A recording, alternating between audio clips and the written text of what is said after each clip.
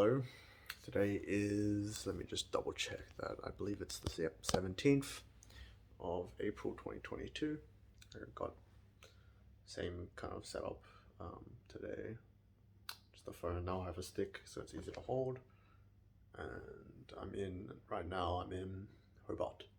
So it's a bit more of a comfy, more urban area. So we have, everything. So we have water. God, running water, electricity, internet. It's not bad. I did like how cozy the other places were, and we got some tastefully decorated house. We got a tastefully decorated house full of Banksia paintings, or not paintings, I guess prints of Banksia works, which is pretty cool. Yeah, so today I wanted to talk about id, ego, and superego. And I wanted to talk about it with the context, or in the context of controlling oneself, of having a desirable life. And I think to do this first, we'll need to kind of understand what id, superego, and ego is. So I'll try and explain that, and I don't think I'll do it well because I haven't researched it in a while. But from what I understand, there's three parts of your mind, and they're loosely correlated to like the development of the brain throughout history. So if you think about it, the back brain developed first. So that's where, so it's the occipital lobe or something, whatever it's called. That's, I believe, where vision. So that's talking about the neocortex, I believe. It's been a long time since I've actually been in uni. So anyway, so you have the lobe for vision, and that is kind of important for evolution. So, and it's one of the first things we kind of developed as animals in evolution. Vision, very important. So that's at the back of the brain. And so is the cerebellum, which controls or kind of makes calculations for motion and space, if I'm not mistaken. And I believe calculates. It's like the part of your body that part of your brain, that calculates the trajectory of like moving objects and balls and stuff, so that as you catch stuff and how your body moves. So it's very important. And so that's the back brain. And the front brain would be your prefrontal cortex, which is used to make important decisions about life, or just in general. It's basically the control center for your brain, where it makes executive decisions. I would say that if I were to ask you to choose between two directions in life, that is the part of your brain that would do the most processing to make decisions and to control the rest of your brain, essentially. And that's also where the logical centers are. Well, I think at least that's where the logical centers are, which is very important in, again, decision making based on logic. So, and one of the interesting facts is that when you're dreaming, there's a part of your brain, I forget the names, but there's a part of your brain near the spinal cord, I think, that inhibits your frontal lobe when you're in REM sleep, so when you're dreaming, so it turns off the logical centers of your brain when you're dreaming, which is why your dreams seem so logical, which is super interesting. So basically what I'm saying is that the way your brain developed, the way humans' brains developed throughout evolutionary history, is that first the basic parts of our brain and the most important parts of our brain for survival developed from the back. So that's all the basic things, and then all of the more executive and human functions at the front.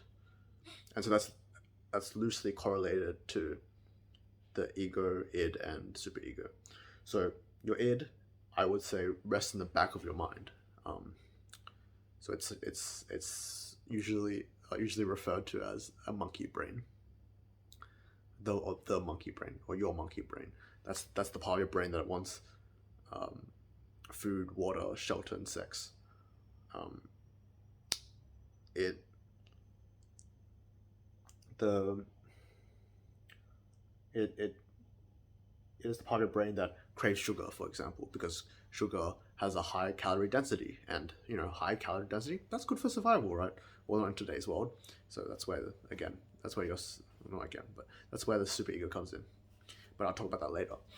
So the back brain, or the id, is where the fundamental human desires come from, and that's kind of what motivates you to act in ways that keep you alive, which is fair. What else? What other functions does the id have? Yeah, that should be about it. It's like kind of motivates the will to life, which is great, and likely the will to power as well. Anyway, and then next, I would say, I don't really know if it really correlates with the middle brain, but I'll talk about the superego first, which is required to understand the ego itself. So the superego is, I would say, the front brain, where all the logical, like super logical calculations happen, and when you think, well, what is best for myself, that's the superego talking. And I believe philosophers, I don't remember exactly who, maybe Freud, who again developed the model. Not again. Did I even say that in the first place? I don't remember. Anyway, Freud, who developed the model, I think believed that the superego is the moral part of self. It is the part where morality comes from. So, and also like where the most logical and self, like essentially where the part of you that wants the best for yourself are based on logical means. So, you logically know that you need to run or do exercise and eat healthy, right? That to keep fit. And you know that you should not steal, for example, and you know that, let's say, you shouldn't eat this bar of chocolate to keep healthy, right? And you shouldn't scam people because that's or lie to people because that's immoral, and it it's essentially bad for the other person. You're harming another human being, and so that's the part of your brain that says, yeah, these are the correct things to do. And if you think about it, the superego is the ideal version of yourself. If you could do everything that your superego tells you to do or wants to do, then you would almost be a perfect person. You would have perfect self-control. If I said, today, or for the rest of my life, I'm not going to eat sugar unless absolutely necessary, then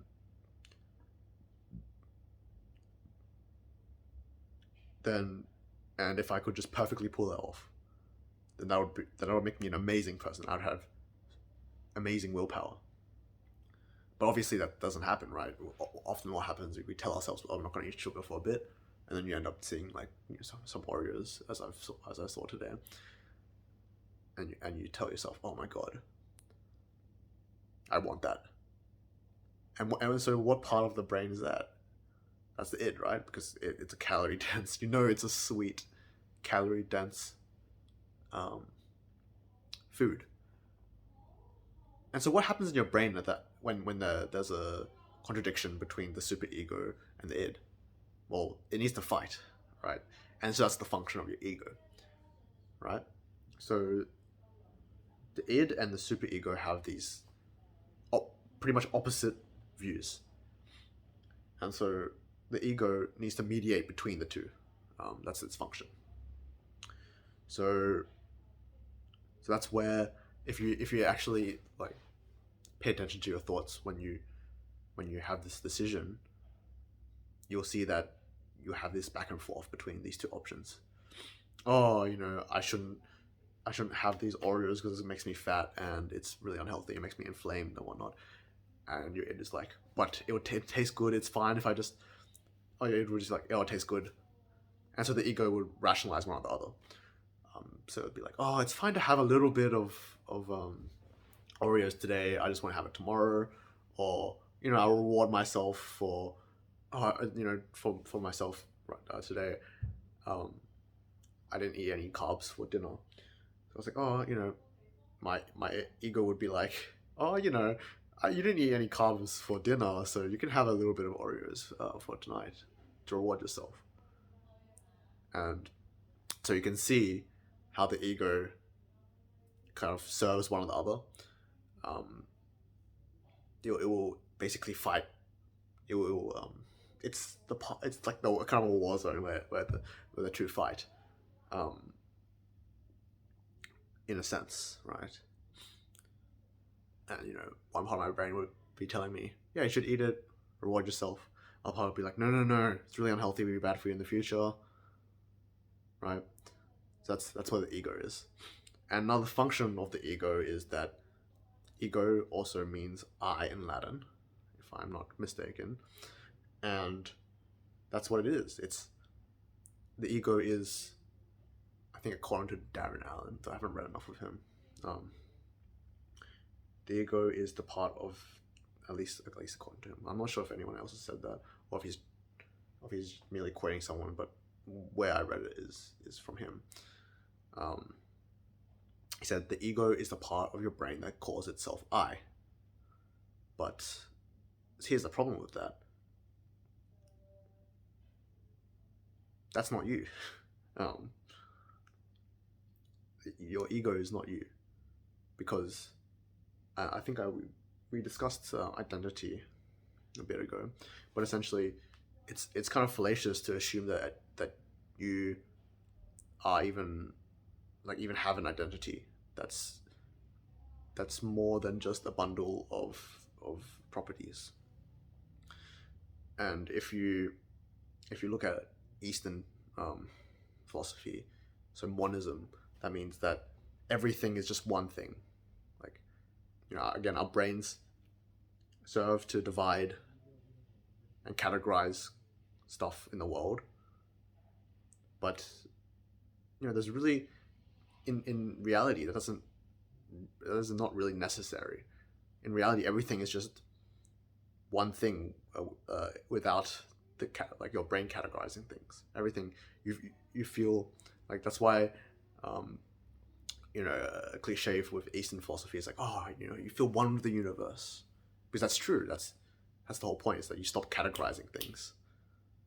Like, what makes me different to this window, to this piece of glass? Your brain will come up with all these reasons why, but in reality, I'm really just made of the same shit as it. I'm just a part of the universe, as small as I am, and I'm just made of the same shit. I'm made of atoms, quarks, and whatever else there is, electrons, right? So the ego divides and forms an identity, and so when one attacks the ego, one tries to fight against the ego is very, very smart and will utilize your logic to fight against it. And so you don't recognize that. You don't recognize that. Like, if you try to recognize your ego, you likely won't be able to, at least when you start, because it will fight to defend itself. When I tell people that something is merely a product of the ego, they always deny it. That's what I've found. They always deny that it's a part of the ego. They always come up with reasons why it's not, and that's exactly your ego speaking. Say they're making up reasons for why they can't approach a girl, or are having trouble in a relationship, or with, say, making a change in their life, it's always the ego that provides reasons for them to not do that.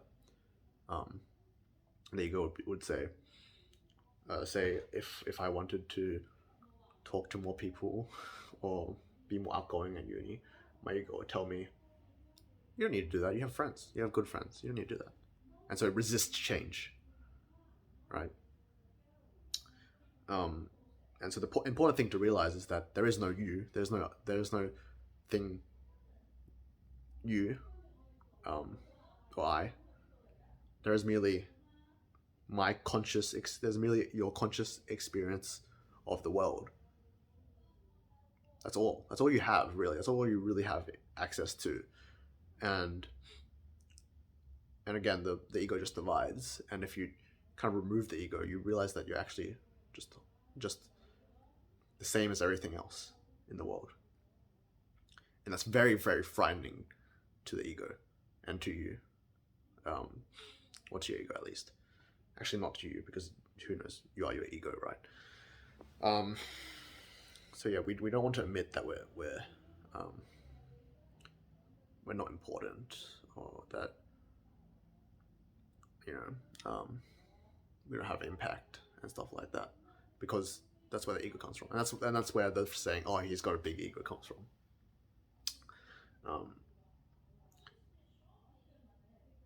They think big of themselves, and they don't understand that they're just a part of a bigger system that doesn't really care about them, or care about anything for that matter, because it's just all one thing. This is perhaps one of the hardest things to understand about yourself. It's an introspective journey that is extremely difficult, because you're essentially fighting against yourself the entire time. And yeah, that's the gist of your ego. And I was thinking,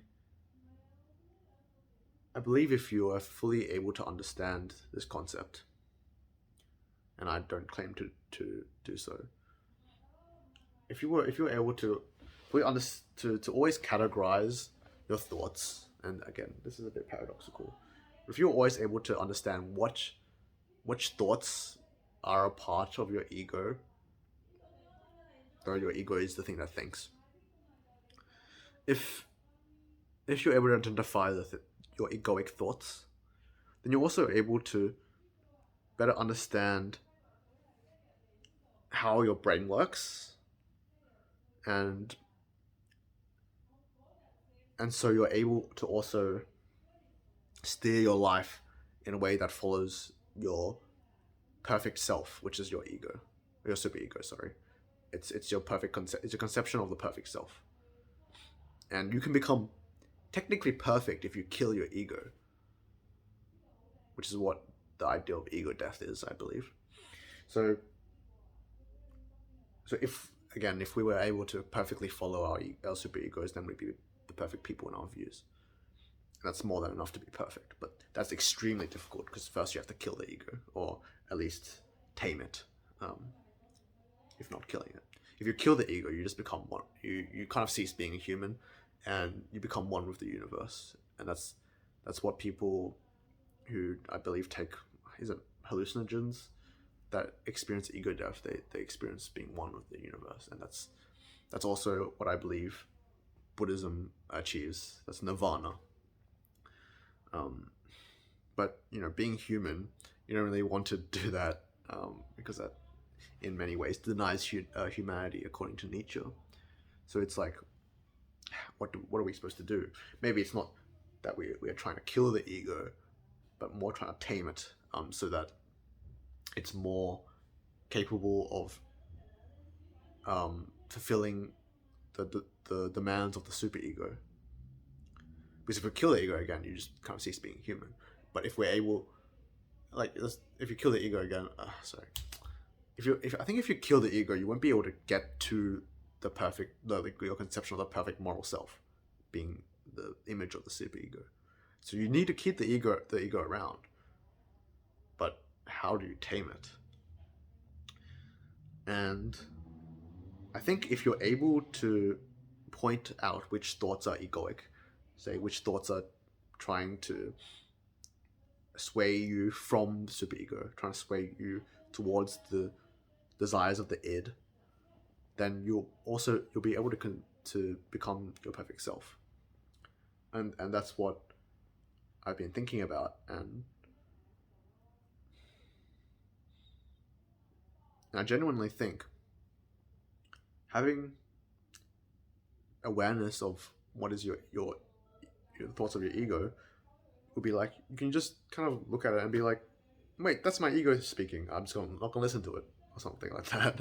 I don't think it's that simple, obviously, but and also on that point, when you do identify it as the ego, your ego will be like, no, it's not the ego. It's actually there's more and better reasons for why you should do certain things that your superego doesn't want you to do. And you could be like, also, oh yeah, it's the ego, but you need to listen to your id every now and again. So it always makes up reasons for you to make that decision that's not, or that strays from your superego. So I think it's a kind of a trained ability to listen to your superego rather than your id or ego, to tame it, right? And I genuinely believe that if you're able to do that, you will be your perfect self. And again, there's no objective perfect self, but in Nietzsche's view, if you develop your own moral code and you live by it perfectly, then you become an übermench, an overman, according to Nietzsche. And that's, I think, the goal of all this. To be human, but also be your perfect moral self. And you know that you are moral. Because, again, there's no objective moral standard, as much as I like Kant. Because things appear to be merely matter of perception, and how your brain processes your perception, the things you perceive. So yeah, that's kind of what I'm thinking about, and I think I can definitely work on attributing thoughts to your ego, to my ego.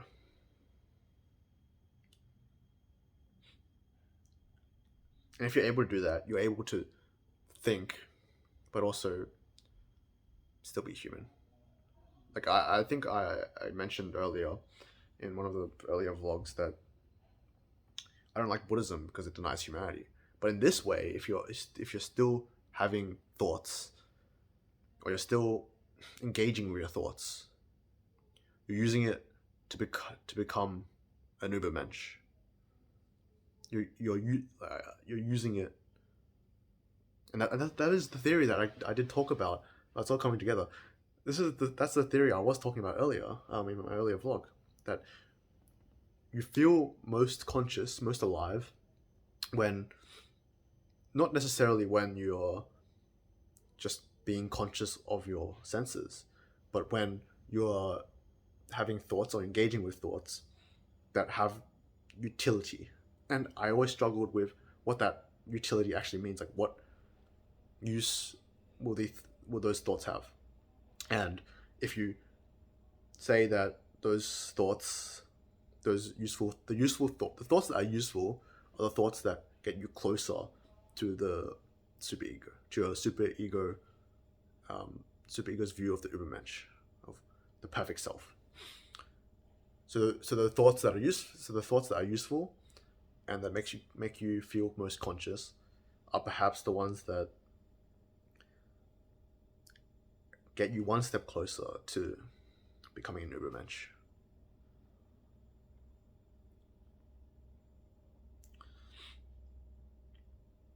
Yeah, and that, I think that handily defeats Buddhism. if you care about being human, that is, and not necessarily transcending it. And it keeps your humanity, but it also makes you more conscious, and it also gets you closer to a perfect moral self. That's a handy conclusion. I didn't think to before to connect these ideas, but it seems that that that maybe in maybe the Kantian tradition, you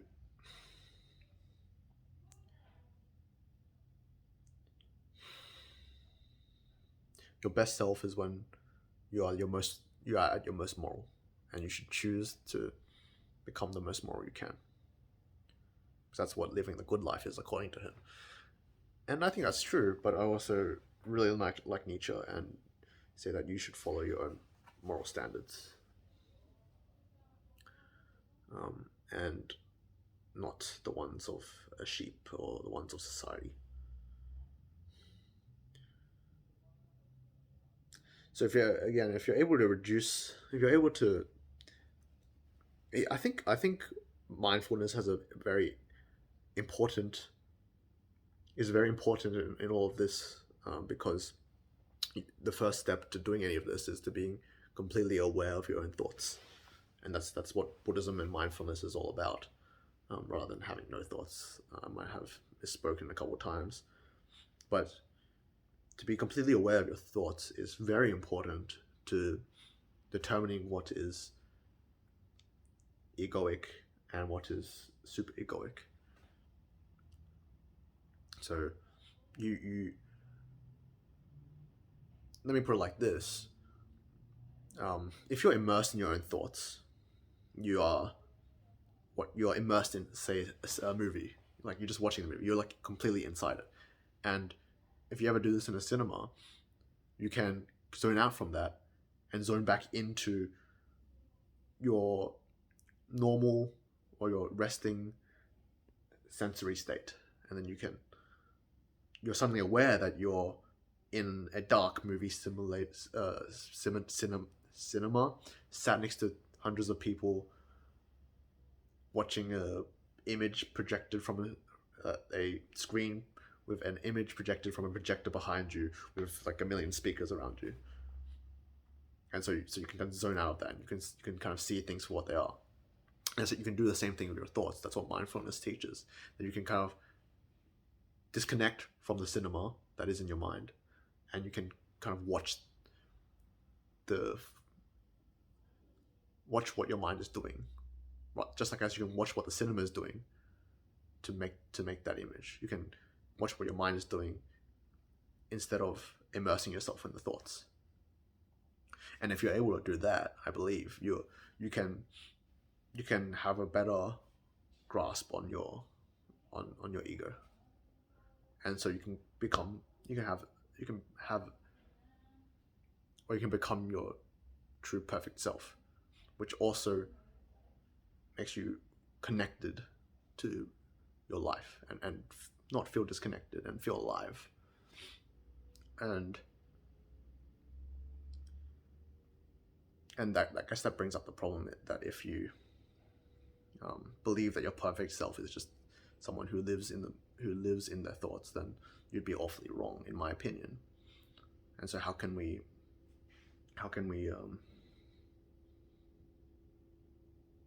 compromise? Like, what makes my view of the perfect human more correct than yours?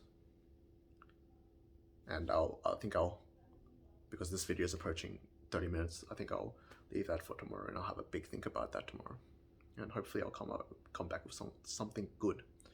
Again, for myself, that question was, what makes my superego, the ideal self in my superego, more correct?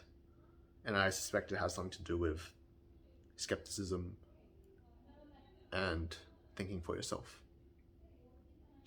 Not being a sheep. So yeah, I'll leave it at that, and I hope if you have any questions, you ask me, and that's about it. Good night.